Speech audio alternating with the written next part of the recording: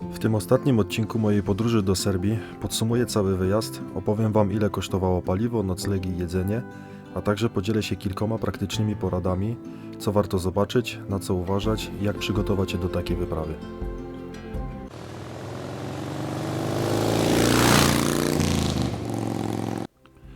Cześć, w tym odcinku chciałem Wam trochę opowiedzieć i podsumować moją całą wyprawę do Serbii. Będzie trochę o trasie, o tym co zobaczyłem, co mnie zaskoczyło, no i oczywiście ile to wszystko kosztowało. Zostańcie koniecznie do końca, bo na końcu filmu pokażę Wam dokładne podsumowanie kosztów. Paliwo, noclegi, jedzenie, bilety, ale wszystko krok po kroku.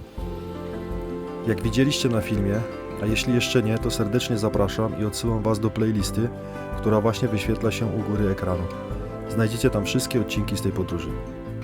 No i oczywiście zostawcie subskrypcję, żeby nie przegapić żadnego kolejnego filmu. A teraz krótko jak to wyglądało. Wyjechałem w środę po południu, pierwszy nocleg miałem na Węgrzech. W czwartek dotarłem do Despotovac, gdzie zatrzymałem się u mojego kolegi. Po drodze zahaczając o stolicę Serbii Belgrad. W piątek zwiedziłem monastyr Manasija, miasto Golubac i kopalnię w Majdanpek. Następnego dnia przejechałem przez Park Narodowy Kopaonik i odwiedziłem niesamowity kanion Uvac. Kolejnego dnia zatrzymałem się w filmowej wiosce Drvengrad, a później ruszyłem przez Park Narodowy Tara, odwiedzając kilka przepięknych punktów widokowych. A teraz czas na konkrety, czyli koszty, porady i moje wnioski po tej wyprawie. Jeśli chodzi o koszty paliwa i autostrad, to tankowałem przed wyjazdem i później praktycznie każdego dnia. Ceny paliwa zarówno na Węgrzech, jak i w Serbii nie różniły się znacząco od tych w Austrii czy w Polsce. Przez całą trasę zrobiłem około 2400 km i na paliwo wydałem w sumie 173 euro, czyli jakieś 736 zł. Co do autostrad, w Austrii, Czechach czy na Słowacji obowiązują winiety, więc wszystko zależy od trasy, którą wybierzecie. Warto o tym pamiętać i kupić je wcześniej. W Serbii natomiast nie ma winiet, są klasyczne bramki. Jeżdżacie na autostradę, pobieracie bilet i przy zjeździe płacicie. Można zapłacić gotówką albo każdą kartą płatniczą, nie ma z tym największego problemu. Ja jechałem tylko krótki odcinek z Nowego Sadu do granicy z Węgrami na powrocie i zapłaciłem za niego około 2,5 euro, czyli jakieś 11 zł. Bardzo tanio, choć był to tak naprawdę krótki fragment trasy. Generalnie przejazd przez Serbię wychodzi bardzo korzystnie cenowo. Jeśli chodzi o noclegi, to pierwszą noc spędziłem na Węgrzech w pensjonacie, który zarezerwowałem dzień wcześniej przez Booking. Zapłaciłem za niego około 37 euro za śniadaniem. W Serbii przez pierwsze 2 noce nocowałem u mojego kolegi, więc tutaj nic mnie to nie kosztowało. W sobotę wynająłem drewniany domek w okolicach kanionu Uvac. Bardzo klimatyczne miejsce, za nocleg ze śniadaniem zapłaciłem również około 37 euro. W niedzielę zatrzymałem się w hotelu w miejscowości Sapac. Koszt wyniósł mnie około 34 euro, także ze śniadaniem. Podsumowując, za wszystkie płatne noclegi zapłaciłem razem 108 euro, czyli około 463 zł. I mogę śmiało powiedzieć, że mniej więcej za 150 zł można znaleźć w Serbii nocleg ze śniadaniem w naprawdę bardzo dobrych warunkach. Warto jednak dodać, że moja podróż odbywała się na początku maja, czyli jeszcze przed sezonem turystycznym. Choć był to długi weekend i Serbowie też mieli wtedy wolne, to i tak te ceny były dość przystępne. W lipcu i sierpniu, szczególnie w popularnych turystycznych miejscach, trzeba się już liczyć z wyższymi cenami. Jedzenie i zakupy. Na Węgrzech w pierwszy dzień zjadłem coś w restauracji. W Serbii pierwszego dnia byłem z kolegą wieczorem w restauracji, ale bardzo się uparł, że jestem jego gościem i nie pozwolił mi zapłacić. W kolejne dni, kiedy już jechałem sam, wieczorami byłem jeszcze 2 razy coś zjeść w restauracjach.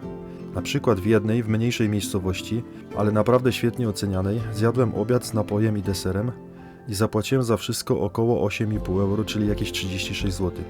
Z kolei za ciepły burek w piekarni, drożdżówkę i coś do picia zapłaciłem około 4 euro, czyli 17 zł. Na pewno jest taniej niż w Polsce, jeżeli chodzi o jedzenie na mieście. W sumie za restaurację, przekąski i napoje wydałem przez cały wyjazd około 56 euro, czyli jakieś 240 zł.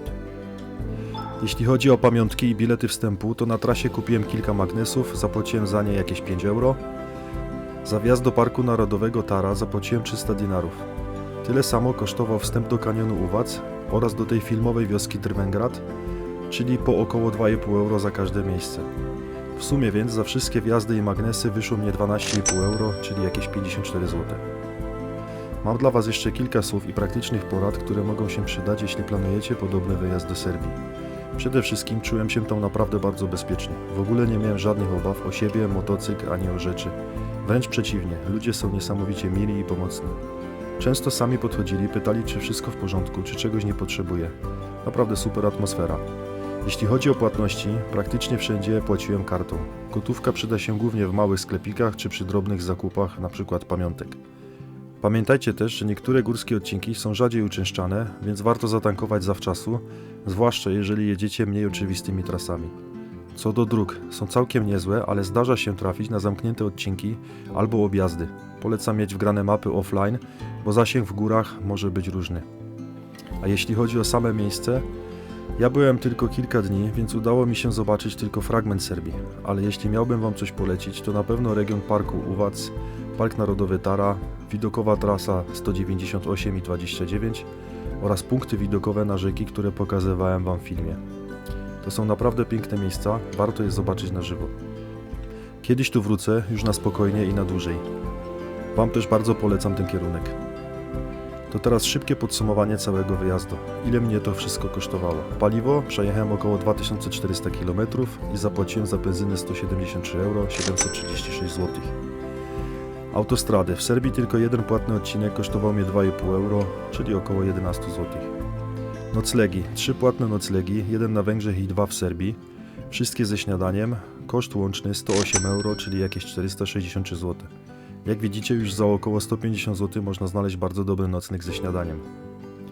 Jedzenie i przekąski. Restauracje, piekarnie, napoje, w sumie 56 euro, czyli jakieś 240 zł. Jedzenie na miejscu jest sporo tańsze niż u nas. Pamiątki i bilety wstępu, magnesy i bilety do parków narodowych oraz do wioski filmowej razem 12,5 euro, czyli około 54 zł. Łącznie cały wyjazd bez 2 darmowych noclegów u kolegi kosztował mnie około 350 euro, czyli jakieś 1500 zł.